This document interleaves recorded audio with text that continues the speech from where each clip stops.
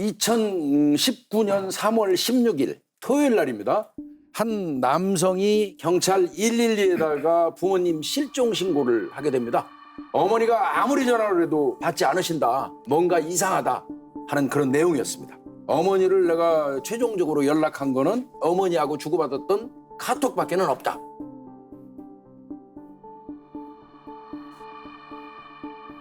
아버지랑 같이 일본에 간다는 내용이에요. 장례식을 보러 일본에 갔다는 어머니가 한 달이 다 돼가는데 다음과 같은 메시지가 왔습니다.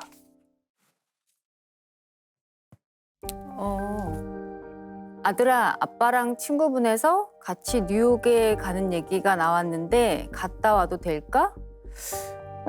이번엔 미국 간다고 보낸 거네요? 그래서 전화를 하자고 했는데 와이파이가 되지 않는다고 해서 전화를 걸지도 않았던 거죠.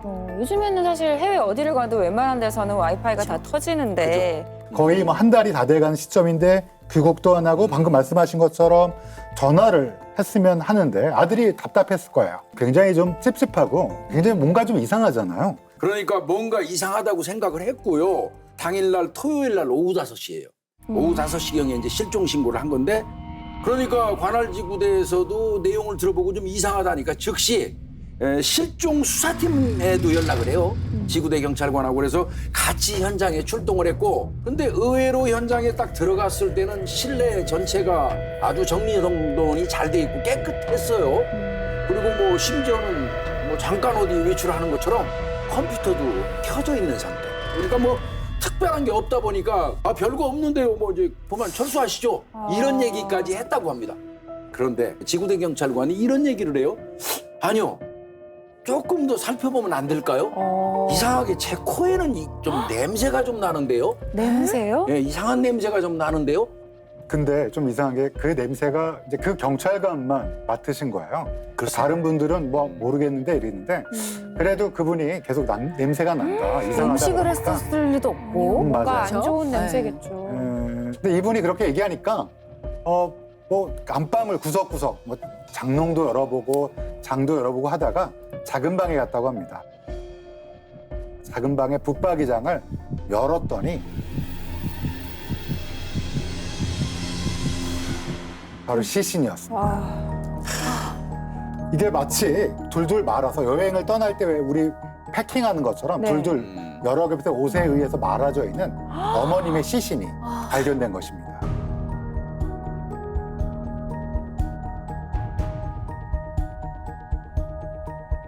애초에 경찰에 신고된 건 단순 실종이었잖아요. 네. 이제부터는 실종 사건이 아니죠. 아니죠. 바로 이제 강력 사건으로 이게 바뀌게 되죠.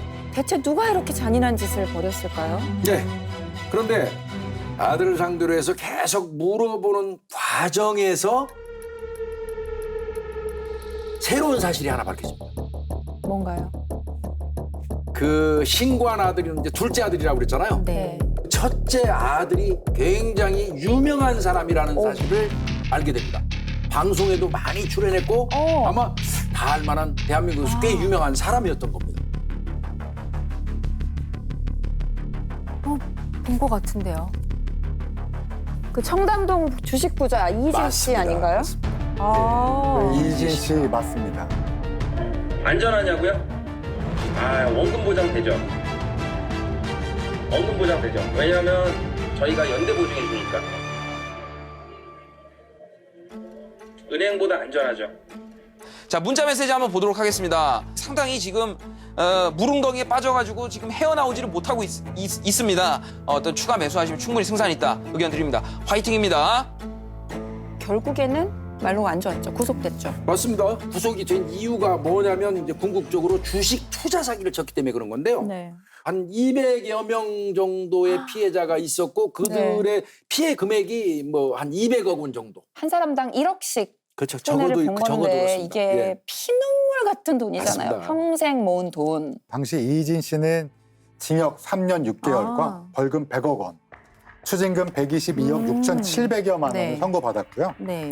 이번 사건의 신고자인 동생 역시 당시 형의 이런 사기 행각을 도운 혐의로 네. 징역 2년 6월에 벌금 100억 원 선고받았다가 신고할 당시에는 출소한 상태였다고 그렇죠. 합니다. 아. 그러면 이제 이 순간 자 한번 생각해 보세요.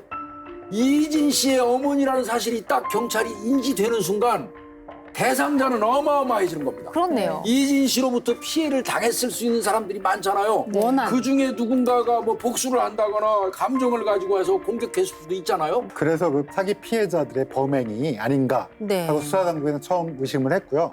실제로 투자자들 중에 일부가 조폭과 관련돼 있다 또는 뭐 그들의 복수극이다 하는 루머가 꽤나 주변에 돌아왔다고 합니다. 이 살해된 시점에 그 시기에 또 공교롭게도요. 큰 돈이 부모님한테 들어왔던 시기예요. 큰 돈이요? 그 부가티라는 차 슈퍼카가 있습니다. 아, 그거를 팔고 5억 원이라는 현금이 들어왔던 시기와 같은 시기였어요. 그러니까 매우 큰 돈이 있었던 거죠. 실제 중고로 판매할 때는 15억만 받았는데 판매 대금 5억 원은 현금으로 준비해달라라고 동생이 그 중고업자에게 요청을 한 거죠.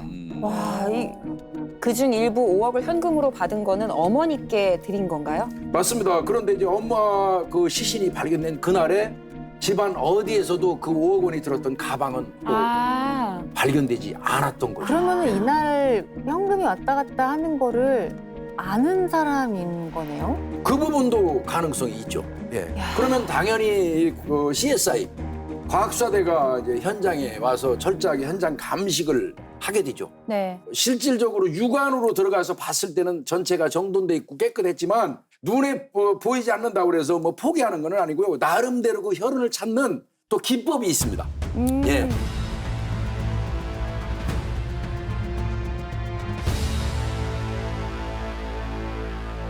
혈흔을 어떻게 찾아낼 수 있죠? 네, 사건 현장에서 눈에 안 보이는 미세한 혈흔도 잡아낼 수 있습니다.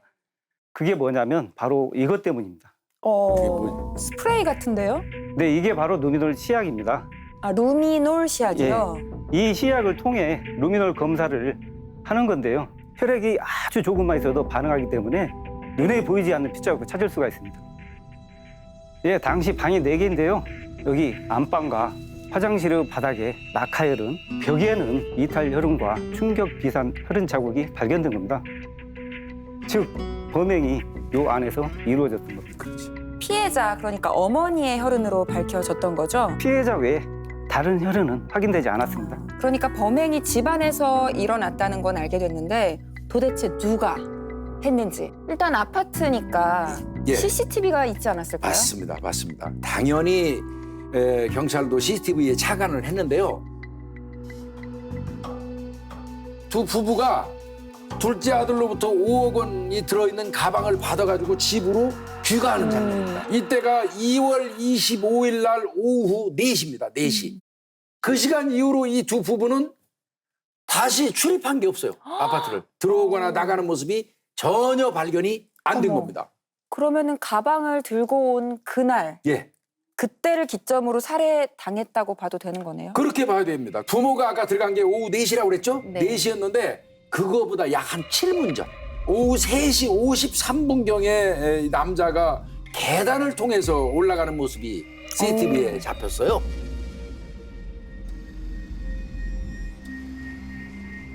건장한 체격의 이 남자가 운동화 차림에 검정색 마스크를 딱 쓰고 먼저 걸어가고요. 네. 그 뒤를 따르는 또 남자 3명이 또 있었습니다. 부모님이 도착하기 전에 먼저 집에 가서 기다리고 있었던 거네요? 그래서 이 사람들이 언제 올라갔으니까 내려올 거 아닙니까? 네. 내려오는 모습을 확인을 했더니 그거는 저녁 6시 42분경입니다. 3시간 남짓 그 위에 있었던 겁니다. 그런데 내려올 때는요. 세 남자가 먼저 내려왔고 마스크 쓴 남성이 뒤따라 내려왔고요. 그때 그 사람은 혼자 가방을 들고 있었다고 그래요. 수상한 모습은 계속 네. 이어졌는데요. 먼저 내려온 그 3명의 남자는 검은 마스크 남자가 내려올 때까지 기다리고 있다가 이 사람이 내려오니까 그 SUV 차량에 문을 열어주고 그냥 짐을 챙겨서 택시를 타고 떠나는 거예요. 검은 마스크를 쓴 남성이 주도자일 것 같은데 가장 먼저 올라가고 마지막에 내려왔으니까. 맞습니다. 이 남성 같은 경우는 그들이 사라지니까 잠시 그 장소에 서 있다가 다시 계단으로 올라갑니다. 다시 올라가요? 다시 범행 현장으로 그 다시 가나요? 올라갔다가 네, 혼자. 증말하면 살인 현장으로 들어갔다고 봐야 되겠죠. 네. 그 현장에서 아마 시신을 마무리한다든지 치운다든지 하는 어떤 그런 작업을 하고 내려와서 사라진 걸로 이렇게 보입니다. 모든 걸 종합해 보면 아버지도 역시 어머니와 같이 시신이 되었을 가능성이 높다고 그렇죠. 판단이 됩니다. 이게 정상적인 상황이면 이제 걸어서 나갈 텐데 네.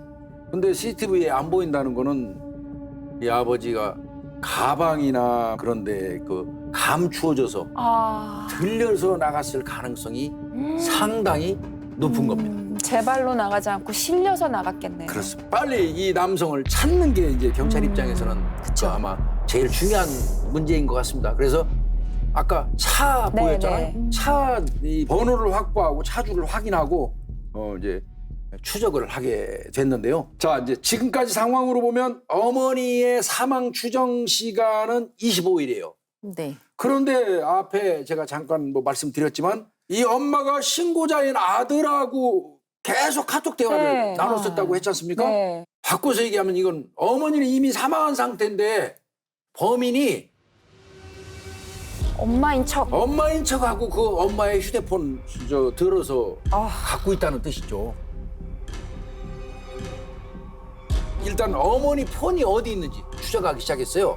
3월 8일 날 05시 03분경에 발신이 하나 돼서 오는데요. 그 위치를 경찰이 딱 확인해 봤어요. 어디서 보낸 건가 하고 그랬더니 거기가 인천공항 휴대폰 노밍센터입니다. 네. 그리고는 11시 04분경에 이제 신고자인 아들한테 엄마 전번이 찍혀있는 메시지가 하나 도착을 하는데 국제전화 매너 콜센터 문자예요. 그러면 짐작컨대 범인이 뭐 이런 위장 목적으로라도 일본에 실제로 갔다 왔다고 볼 수 있는 그렇습니다. 거네요. 예. 왜냐하면 엄마는 그때 이미 작은 방 벽장 속에 있었어요. 그러니까 하지만 우리에게는 단서를 하나 더 제공을 하네요. 아까 용의자의 차는 이미 도출이 됐죠. 네. 그 차가 공항에 가는지 여부를 확인하면 좋겠죠. 곧장 그 3월 8일 날 이제 공항에 가가지고 거기에서 이제 CCTV를 확인하기 시작합니다. 3월 8일 날 당일 날 새벽 05시경에 그 SUV 차가 인천공항으로 들어서는 게 확인이 됐고요. 그때 CCTV에 찍혀 있는 그 운전자는요, 하얀 티셔츠를 입고 있었어요. 이 남자는 07시에 출국을 해요. 그래가지고 당일날 밤 8시 30분에 다시 들어온 걸로 이렇게 추정이 됩니다. 그러니까 당일 아침에 일찍 일본 갔다가 그날 저녁에 다시 이제 귀국을 한 그런 형태가 되는 거죠. 그래서 이제 CCTV를 통해서 이 남자가 어느 항공사에 가가지고 일본행 티켓을 구입하는지를 경찰이 또 CCTV를 또 뒤집니다. 그런데 06시경에 이스타 항공사 창구에서 아까 흰 티셔츠를 입었다고 그랬잖아요. 예, 그 남자가 포착이 딱 된 겁니다. 이스타항공에서 네. 3월 8일 아침에 일본에 일찍 출국했다가 저녁 때 돌아와서 입국한 사람. 네. 그런 탑승자가 누가 있는지 네. 찾아봤더니 딱 한 사람 확인이 되었습니다. 딱 한 사람. 와. 바로 34세 김다운이었습니다.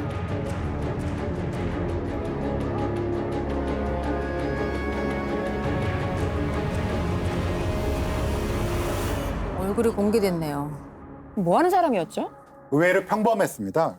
전과도 없고 고등학교 때 태권도 선수를 한 경험이 있고요. 미국으로 유학을 갔다가 8년 정도 살았는데요. 거기서 좀 조용한 편이었다고 합니다. 요리사도 하고 게스트하우스를 운영하면서 결혼도 했는데 아내와 불화가 이어지면서 이혼을 하고 한국에 2017년 6월에 이렇게 돌아왔다고 합니다. 귀국해서는 무직 상태로 지내다가 이런 범죄까지 저지르게 된 거죠.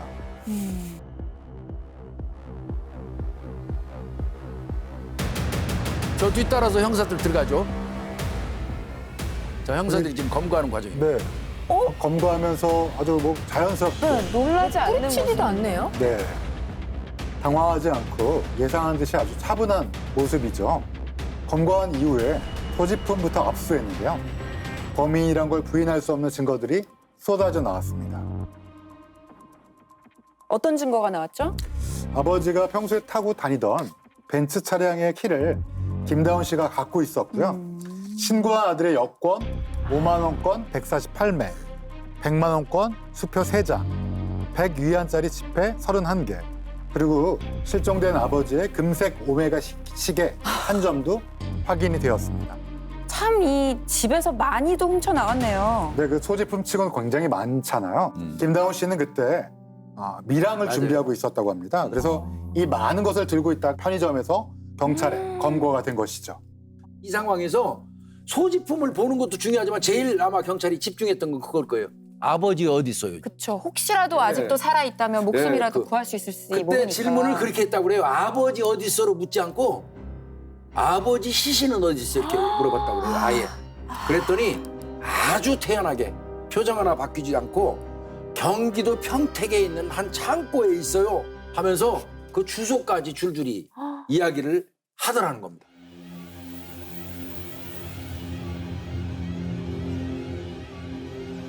창고입니다. 네. 빌린 창고. 물건 두기 위해서 이제 빌리는 거예요. 세 주고. 네. 그런 창고고요. 옆에 아버지가 끌고 다니던 벤츠 차량이고요.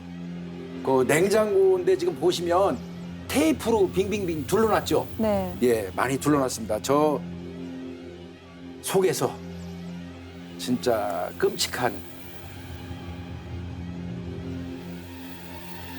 아버지의 시신이 발견이 되는 겁니다.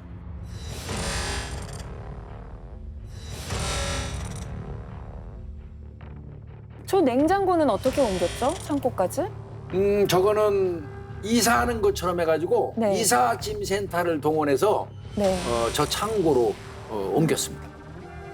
검거할 때 이제 경찰이 물어봤답니다. 4명이 들어갔지 않습니까? 김다운이 포함해서 3명 더 있잖아요. 그래서 이제 당연히 그 3사람이 공범이잖아요. 경찰 입장에서 볼 때. 공범 어디 있어? 하고 물어봤더니 공범이라뇨. 걔네가 주범이지요.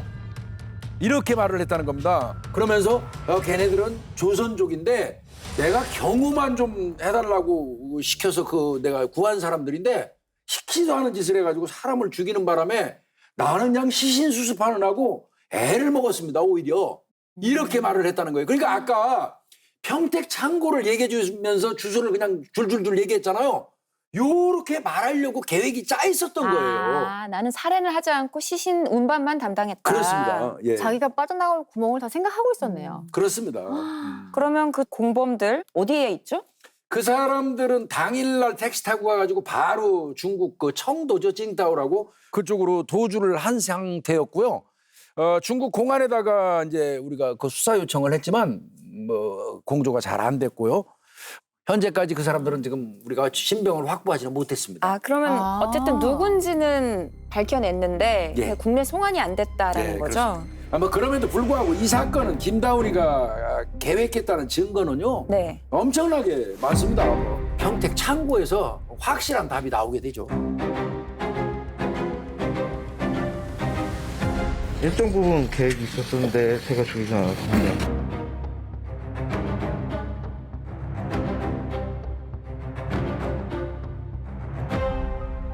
일반적으로 과학사에서는 지문과 DNA를 주로 활용하지만 지문과 DNA가 마땅치 않을 때에는 다른 증거로 실체적 진실에 접근해야 합니다. 그중 하나가 족흔적입니다. 족흔적이요? 지문을 남기지 않는 현장이라도 족흔적을 남기는 경우는 많이 있습니다. 그러면은 그 창고에서도 김다운의 족흔적이 발견됐나요? 네, 그렇습니다. 당시 현장에서 채증한 족흔적은 총 11점이었는데 그중 한 점이 나이키 운동화였는데 김다운이 신은 운동화와 동일하게 일치한 것을 확인할 수 있었습니다.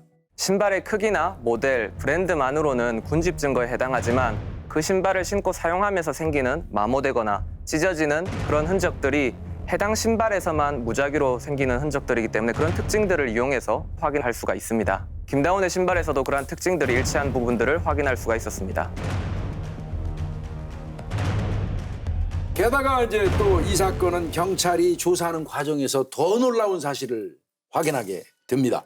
뭐죠? 이번엔 또? 김다운이가요. 네. 이번 사건을 벌이기 무려 1년 전부터 이진 씨 부모를 몰래 촬영해왔다는 사실이 밝혀집니다. 김다운은 이 부모들을 미행하고 있었어요. 살펴보고. 너무 충격적인 거 아닌가요? 와, 며칠 전부터가 아니라 1년 전부터요? 맞습니다. 이게 사건이 벌어지기 딱 1년 전입니다. 2018년 3월에서 8월 사이에 네. 이진 씨 부모가 살던 그 주소지를 방문해가지고 영상을 다 찍어놨어요. 왜요? 김다운이가 이제 살피는 과정에서 전부 찍은 거고요. 이게 휴대폰에 그대로 저장돼 있었습니다. 좀 명백하게 계획적인데요? 왜 이희진 씨의 부모를 그렇게 타겟팅을 한 거죠? 돈입니다. 돈이죠. 궁극적으로. 아마 돈이 있다고 판단되는 이희진의 부모를 본 것 같아요. 심지어는 드론도 올렸습니다. 네? 드론. 예, 드론까지 띄우고 계속 주시하고 살폈던 겁니다. 와, 집 예. 안에서 어떻게 어떤 동선으로 몇 시에 주무시는지 그렇죠. 어떻게 이동하는지까지도 보려고 한 거네요. 굉장히 중요하지 않습니까? 사람의 활동 범위, 네. 활동 시간대를 전부 체크해두면 자기가 네. 범행 시간을 선택할 수 있잖아요. 와. 근데 이게 또 다 아니에요. 이 볼수록 좀 충격적인데요. 네. 아까 이희진 씨 아버지가 벤츠 차량 타고 다녔잖아요. 네. 그 차에다 몰래 GPS를 부착합니다. 와, GPS를 부착해가지고 위치를 추적하는 기계죠. 항상 그 사람 동선을 그 휴대폰으로 실시간으로 잊고 있는 거예요. 이희진이 와. 아버지에 대해서. 1년 전부터 엄청 공들이면서 작업한 그렇습니다. 거네요. 그게 휴대폰에 다 그 앱이 깔려 있는 상태라 경찰이 압수하게 됩니다. 준비한 게 이뿐이 아니고요. 사건 당일 2019년 2월 25일 주거지 인근에서 사건 도구인 락스, 청색 테이프, 장갑, 손도끼, 쇠, 톱 등을 구입하는 것을 경찰이 확인했습니다. 와. 그래서 이 모든 증거가 인정되어서 김다운은 무기징역을 선고받게 됩니다.